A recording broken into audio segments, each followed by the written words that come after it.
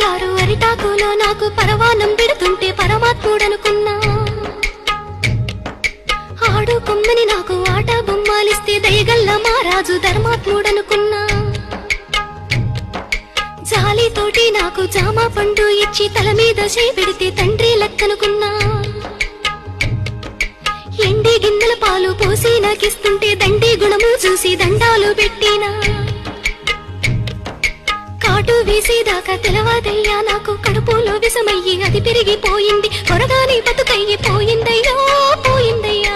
కొరివి పెట్టి సాగా నంపాలయ్యో సంపాలయ్యా.